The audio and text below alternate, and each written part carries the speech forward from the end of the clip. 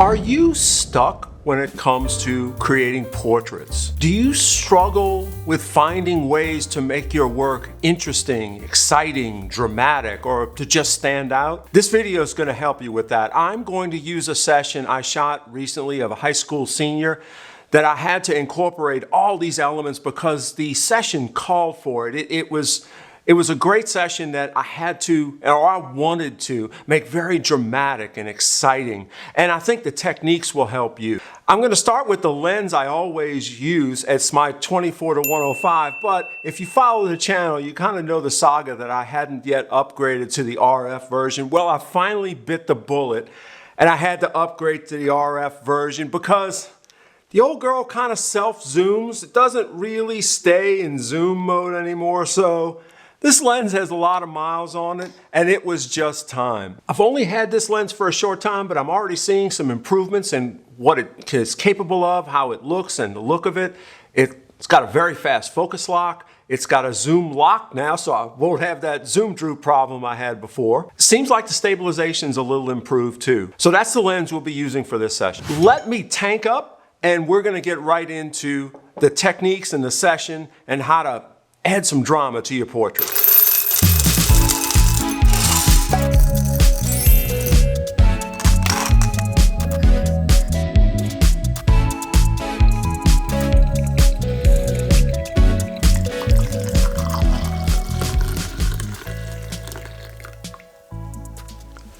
All right, I've got my coffee and we're ready to go. Tip and technique number one to add excitement to your portraits is to work in an exciting location. It's really hard to overestimate how important a great location is to creating a great portrait, which means you're also telling a great story. For this session, we worked at the Tobin Performing Arts Center here in San Antonio because the subject of this portrait, Cam, is a phenomenal singer. And the performing arts venue really worked with the story we were trying to tell. Let me let you listen to a clip of Cam's voice and you'll understand why we really wanted to make this portrait special. Home, no more home to me, whither must I wander?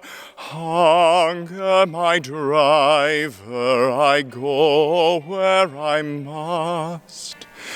Cold blows the winter wind over hill and heather. Thick drives the rain and my roof is in the dust. Amazing, right?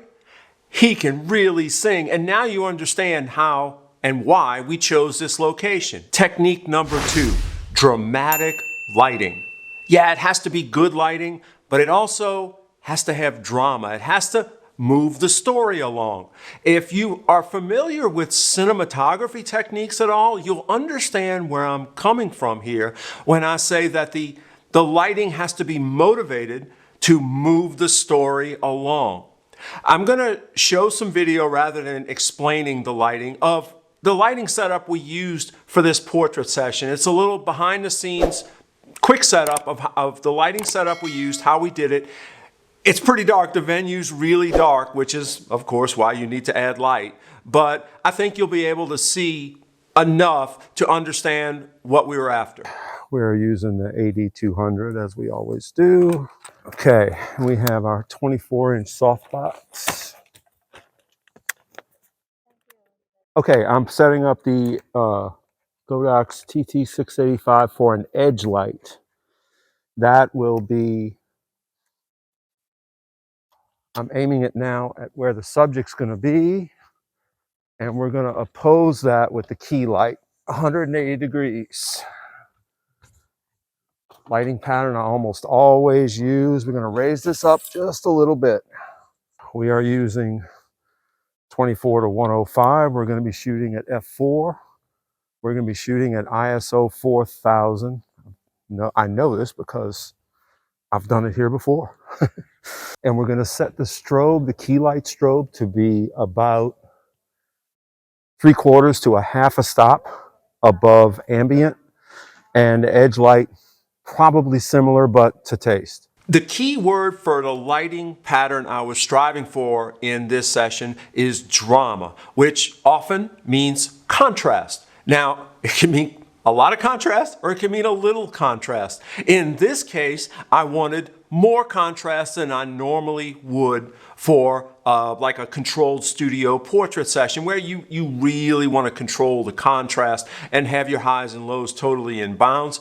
In this venue, I didn't mind the deep shadows. It seemed to add a solidity to Cam and the venue. You have to go with your gut, and this is where your artistic choices come in. That was mine for this session. High contrast and drama. Okay, moving on. Technique number 3 to add drama to your portraits is unusual posing. Now, unusual doesn't mean weird. It just means a little unexpected, a little twist on something conventional, or just not cookie cutter. I'm going to show a little video here of me working with Cam in the posing we did for this session to give you an idea. Awesome. And of course, I'm going to be shooting from here, so you're going to turn your head this way. That hand can just, as relaxed as you can, hold the music because it'll read as music. Chin up a tiny bit. Good. Very nice. Keep those hands relaxed, no claws. Attention to detail is very important in this step. It's not big moves with the poses, it's the little things like him holding the sheet music that, again, drive the story of the portrait and make it more than a word I hate, a picture. I never like to use the word picture when I'm talking about a portrait. If your portrait is just a picture, work on the story and the drama some more to elevate it. Technique number 4 is to use unusual or extreme points of view when you're shooting your portrait. This really forces the viewer almost of your portrait to have an emotional reaction.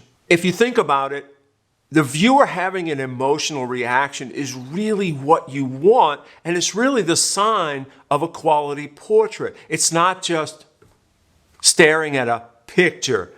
You look at it and your jaw drops a little bit and you go, wow. Wouldn't you love to have people look at your work and go, wow? Well, put the wow into it. Varying the angle is a great tool to tell the story.